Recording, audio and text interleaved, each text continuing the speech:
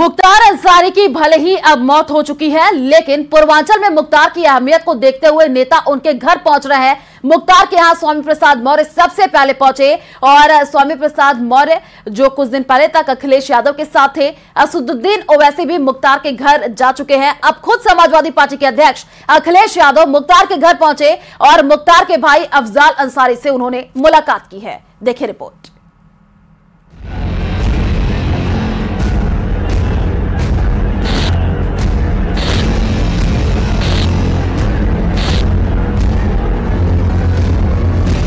और आखिरकार मुख्तार के फाटक पर समाजवादी पार्टी के मुखिया अखिलेश यादव भी पहुंच ही गए।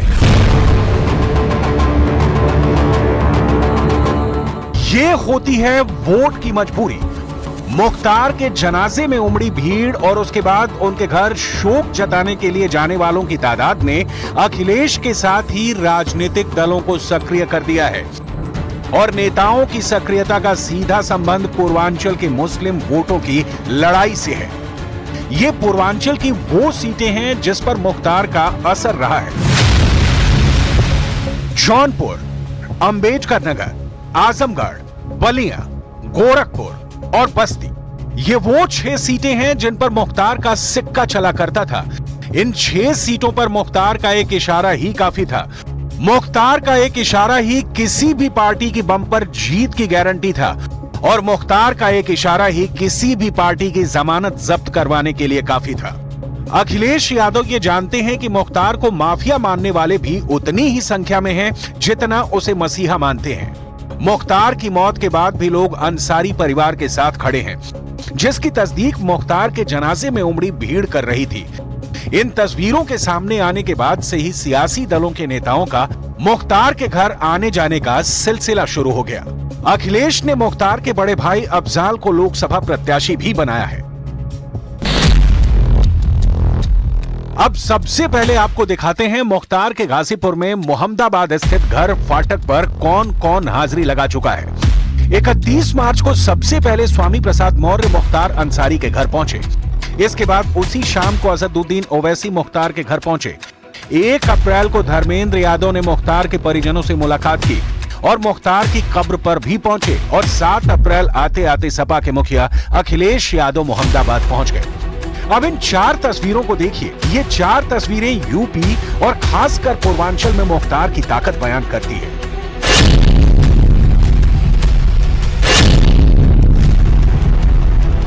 तस्वीर नंबर 1, मुख्तार के घर पर पहुंचने वाले सबसे पहले सियासतदान थे स्वामी प्रसाद मौर्य। स्वामी प्रसाद मौर्य ने अखिलेश यादव की सपा से अलग होकर राष्ट्रीय शोषित समाज पार्टी बनाई है और उन्हें फिलहाल जनाधार की दरकार है।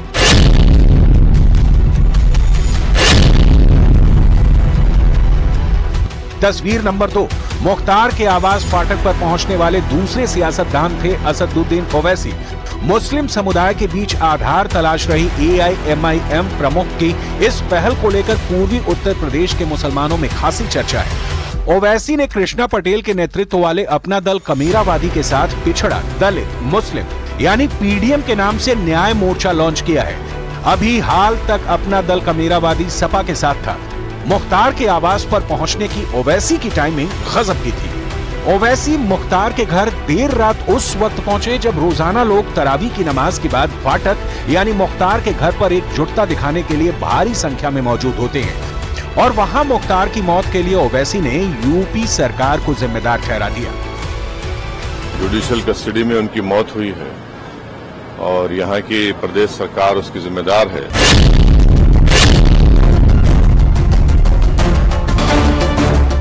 ओवैसी की मुख्तार के परिजनों से मुलाकात की तस्वीर आने के बाद 1 अप्रैल होते होते सपा नेता और अखिलेश यादव के खासम खास धर्मेंद्र यादव भी मुख्तार के घर पहुंच गए। धर्मेंद्र यादव ने सिर्फ परिजनों से मुलाकात नहीं की बल्कि वो मुख्तार की कब्र पर भी पहुंच गए।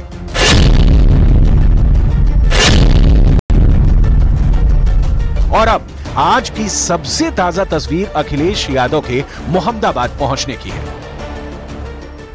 मैं परिवार के सभी सदस्यों से मिला हूं और इस दुख की घड़ी में मैं परिवार के सदस्यों से मिलकर के जा रहा हूं, परिवार का दुख बांटने और जो घटना हुई है वो शॉकिंग थी सबके लिए, पूरे परिवार के लिए और आम जनता के लिए। और तब बहुत ज़्यादा शॉकिंग है कि मुख्तार अंसारी ने खुद कहा कि उसको जहर दिया जा रहा है, और वही बात सामने आई। हमें उम्मीद है कि सरकार सच्चाई सामने लाएगी और परिवार को न्याय मिलेगा। मुख्तार मर चुका है, लेकिन उसका वोट बैंक अभी भी जिंदा है। आप सबसे पहले देखिए मुख्तार के दबदबे वाली सीटों पर मुस्लिम वोटर्स की तादाद। मुख्तार के गृह जनपद गाजीपुर में मुस्लिमों की आबादी करीब 10.17% है। वहीं घोसी में 13% मुस्लिम आबादी है, जबकि आजमगढ़ में मुस्लिमों की तादाद 15.50% है। अब इन सीटों का रिजल्ट भी आपको जरूर देखना चाहिए। गाजीपुर में 2019 के लोकसभा चुनाव में बीजेपी के मनोज सिन्हा के खिलाफ खड़े थे अफजाल अंसारी। अफजाल अंसारी को इस चुनाव में मिले कुल 51.11% वोट, जबकि बीजेपी के मनोज सिन्हा को मिले 40.33% वोट। वहीं आजमगढ़ से सपा मुखिया अखिलेश यादव ने खुद चुनावी ताल ठोकी थी। अखिलेश को आजमगढ़ से मिले कुल 60.36% वोट, जबकि अखिलेश के खिलाफ बीजेपी के दिनेश लाल निरहुआ को मिले थे 30.12% वोट। अब देखिए 2019 में घोसी सीट का रिजल्ट। घोसी में समाजवादी पार्टी की तरफ से चुनावी मैदान में खड़े थे अतुल राय। अतुल राय को 50.27% वोट मिले, जबकि बीजेपी के हरिनारायण को 39.74% वोट मिले थे।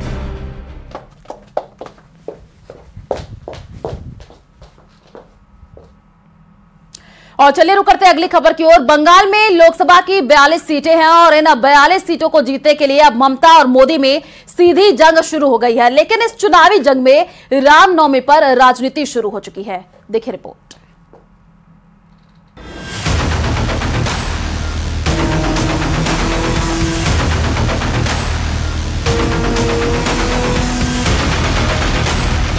देश की राजनीति में आज ममता बनर्जी और प्रधानमंत्री नरेंद्र मोदी का सीधा आमना सामना हुआ।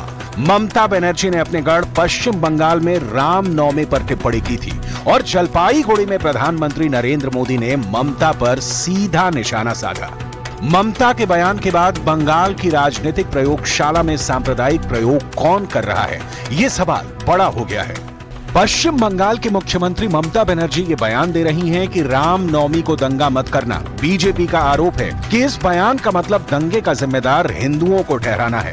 और दूसरी तरफ प्रधानमंत्री मोदी ने भी बयान जारी कर दिया है कि रामनवमी पर पाप करने वालों को याद रखना और वोट से सजा देना। बीते कई वर्षों में ये देखा गया है कि हिंदू त्योहारों पर सुनियोजित हिंसा हुई है। प्रधानमंत्री मोदी का इशारा इसी तरफ था, लेकिन 19 अप्रैल को पहला वोट पड़ने के ठीक पहले 17 अप्रैल को रामनवमी है और रामनवमी पर ममता बनर्जी की राजनीति क्या हिंदू भावनाओं को आहत करने वाली है, ये बड़ा सवाल बीजेपी उठा रही है। कोलकाता से दिल्ली तक चल रही इस पूरी राजनीति का विश्लेषण करेंगे, लेकिन पहले सुनिए ममता बनर्जी का यह बयान। আর রামনবমী, ওটাকে রামনবমী বলে, রামনবমী বলি, সেটা হচ্ছে 17 তারিখে ভোটের আগে দাঙ্গা বাঁধানোর খেলা। তারপরে রাম রাম করে আমার রামের প্রতি অশ্রদ্ধা নেই, কিন্তু দাঙ্গা করবেন না, দাঙ্গা করে ভোট করবার চেষ্টা করবেন না, তাহলে মনে রাখবেন দাঙ্গাকারীদের বিরুদ্ধে যত কঠোরতম ব্যবস্থা আমরা নেবই নেব, দাঙ্গাকারীদের ছাড়বো না। ममता बनर्जी की यह टिप्पणी कि रामनवमी पर दंगा मत करना, इस टिप्पणी के पीछे क्या मुस्लिम तुष्टीकरण की राजनीति है? क्या इस बयान के पीछे हिंदुओं के त्योहार पर छींटाकशी की राजनीति है? कोलकाता से लेकर दिल्ली तक बीजेपी नेताओं ने इन सवालों को उठाते हुए ममता बनर्जी की राजनीति पर सवालिया निशान लगाया है। लेकिन सबसे पहले ममता और इंडिया अलायंस की इस सांप्रदायिक राजनीति पर वार राजस्थान के पुष्कर की रैली में प्रधानमंत्री मोदी ने किया है। अगर कोई प्राण प्रतिष्ठा में आ गया तो उसको कांग्रेस पार्टी से 6 साल के लिए निकाल दिया। क्या इस देश में ऐसा हो सकता है भाई? प्रभु राम के बिना आप देश की कल्पना कर सकते हो? हमारे यहां तो सुबह शाम मिलते हैं तो राम राम सा करके शुरू करते हैं भाई। और अंतिम विदाई में भी राम बोलो राम से ही जाते हैं जी। उस राम के खिलाफ इतना गुस्सा मेरे दिमाग में नहीं बैठ रहा है भैया। प्रभु राम अपने घर विराजे और ये रामनवमी आ रही है, सज धज के लोग मनाने वाले हैं। हम देखते हैं कितना विरोध करते हो। ऐसा नहीं है कि ये पहली बार है जब ममता बनर्जी ने रामनवमी के त्योहार और दंगों का जिक्र एक साथ किया है, बल्कि इससे पहले साल 2023 में ममता बनर्जी ने अपनी राजनीति में रामनवमी, रमजान और दंगों के शब्दों का मिश्रण करके राजनीति की थी। पिछले साल रामनवमी और रमजान के मौके पर क्या बयान दिया था ममता बनर्जी ने, जरा सुनिए। একজন গুন্ডা বলছেন, টিভিতে রেকর্ড আছে, রামনবমীর দিন যা অস্ত্র পাবো নিয়ে বেরোবো, দেখবো কে কি করতে পারে। আরে তোর যা অস্ত্র তুই তাই নিয়ে যা, আমি রামনবমীর মিছিল আটকাবো না। কিন্তু মনে রাখো, মিছিল আমরাও করবে, তোমরাও করবে। রমজান মাসও চলছে, রোজার মাসও চলছে। একটা মুসলিম এরিয়ায় গিয়ে হামলা করলে মনে রাখো তার বিরুদ্ধে আইনত পদক্ষেপ নেবে। प्रधानमंत्री मोदी ने पश्चिम बंगाल के जलपाईगुड़ी में अपनी रैली में ममता बनर्जी पर बहुत करारे हमले किए हैं। प्रधानमंत्री मोदी ने ममता बनर्जी की राजनीति को विभाजनकारी बताते हुए टीएमसी की सरकार पर कई बड़े सवाल खड़े किए हैं। मोदी कहता है कि पैसा सीधे लाभार्थी के बैंक खाते में जाए, लेकिन टीएमसी कह रही है कि केंद्र का पैसा पहले उनके खाते में आए। अब आप मुझे बताइए, जनता के हक का पैसा मैं टीएमसी को कैसे लूटने दूं? बीजेपी के राष्ट्रीय प्रवक्ता सुधांशु त्रिवेदी ने कांग्रेस पार्टी के अध्यक्ष खड़गे के द्वारा दिए गए धारा 370 के बयान पर एक प्रेस कॉन्फ्रेंस की थी। लेकिन इस प्रेस कॉन्फ्रेंस के दौरान सुधांशु त्रिवेदी से जितने भी सवाल पूछे गए, लगभग सारे बंगाल के हालातों और ममता बनर्जी पर ही थे। और सुधांशु त्रिवेदी ने ममता के पुराने बयानों का जिक्र करते हुए ये आरोप लगाया कि ममता बनर्जी की भाषा उनकी प्रशासनिक कमजोरी को दिखाती है। ये ममता जी का बयान सांप्रदायिक भावना से प्रेरित, दंगे के लिए उकसाने वाला और मुख्यमंत्री के रूप में अपने दायित्व की अक्षमता को प्रकट करने वाला है। रामनवमी को दंगों से लिंक करने के ममता बनर्जी के बयानों पर पश्चिम बंगाल बीजेपी के नेताओं में गुस्सा देखा जा रहा है। और बीजेपी के मुताबिक ये बयान बंगाल की सांप्रदायिक ताकतों को उकसाने का एक तरीका है। पिछले साल जहां जहां पथराव हुए उन इमारतों के मैं नाम नहीं ले रहा हूं, नहीं तो फिर सांप्रदायिकता का मेरे ऊपर आएगा, भाजपा पे आएगा। जिस जिस इमारतों से पथराव हुए, क्या भाजपा वहां जाके छत पे पत्थर रख गया था? ये शायद उनका गुप्त संकेत कुछ लोगों को है कि 17 अप्रैल के लिए तैयार हो जाओ, जैसे यहाँ पर सांप्रदायिक हिंसा लगे, रायट हो। ये उनका एक गुप्त, मेरे ख्याल से सिग्नल जिसको कहते हैं। बीजेपी की तरफ से यह आरोप लगाया गया है कि ममता बनर्जी हिंदुओं पर दंगा फसाद की जिम्मेदारी लाद रही हैं। लेकिन सुधांशु त्रिवेदी ने इतिहास का हवाला देते हुए ममता बनर्जी को घेरा और साफ साफ ये कहा कि 1947 के बंटवारे से पहले मुस्लिम लीग के द्वारा बंगाल के नोआखली में किया गया डायरेक्ट एक्शन डे रमजान के महीने में ही हुआ था।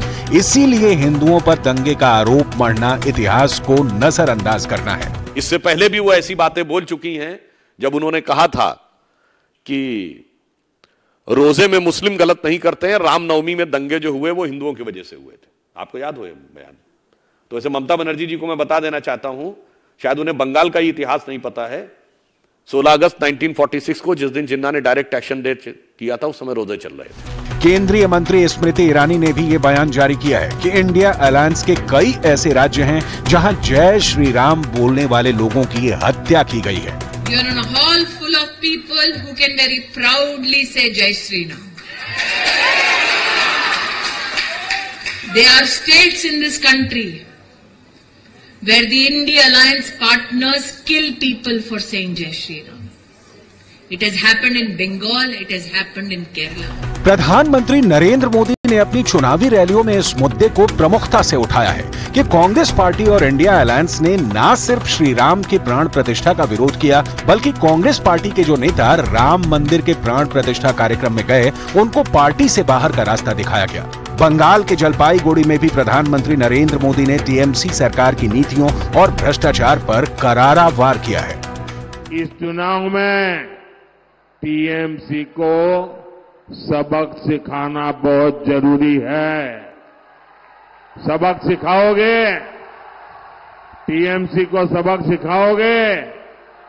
बराबर सबक सिखाओगे? मजबूती से सबक सिखाओगे?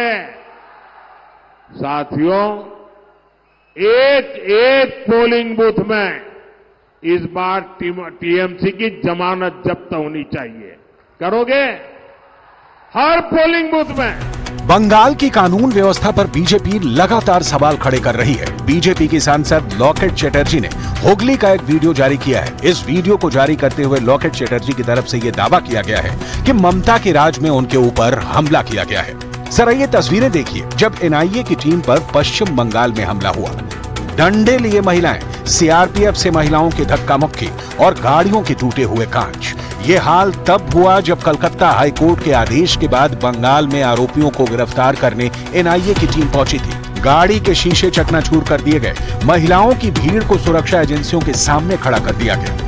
बीजेपी ने अपने 2 महिला सांसदों पर हुए हमले पर भी टीएमसी की क्लास लगाई और बीजेपी की लीडरशिप ने एनआईए की टीम पर हुए हमले के मुद्दे पर भी ममता बनर्जी को घेरा है। प्रधानमंत्री नरेंद्र मोदी ने साफ कहा है कि टीएमसी कानून और संविधान को कुचलने वाली पार्टी है।